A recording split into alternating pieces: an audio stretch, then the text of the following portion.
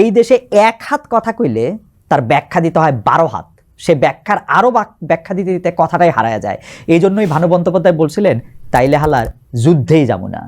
আমার তো আর তাইলে হালায় কথাই কমু না করার উপায় নাই, দিন শেষে কথা বেচেই খাই যেহেতু। তো যা বলতেছিলাম, ডক্টর ইউনূসের সরকার দায়িত্ব নেওয়ার পর মনে হয় দাবি দেওয়ার বাম্পার ফলন হইতেছে। দুনিয়ার হেন জিনিস নাই ডক্টর ইউনূসের কাছে আমরা চাইতেছি না। চাকরি দেন, টাকা দেন, বিদ্যুৎ দেন, পরিষ্কার পানি দেন, 16 বছর ধরে যা যা পাই নাই, যা যা কেড়ে নিছে হাসিনা, সেগুলি এখনই ফেরত দেন। আর দাবি মানি রাস্তা অবরোধ, ধাওয়া, পাল্টা ধাওয়া, যানজট। উনারও কি তখন ইচ্ছা করে আধুলিটাও দিয়ে দিতে?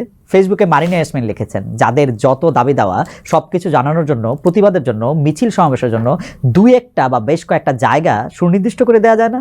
তাহলে এই শহরের মানুষগুলোর জীবনযাত্রা একটু সহজ হয়, হাজার হাজার কর্মঘণ্টা নষ্ট হওয়া থেকে বেঁচে যায়। প্রফেসর আফসান চৌধুরী, আমাদের আফসান ভাই, তার বন্ধু শাহজাহান মোল্লার বরাত দিয়ে বলেছেন, আমাদের কোনো দাবি নাই, সেইটা জানাইতে কোন স্থানে অবরোধ দিলে ভালো হবে।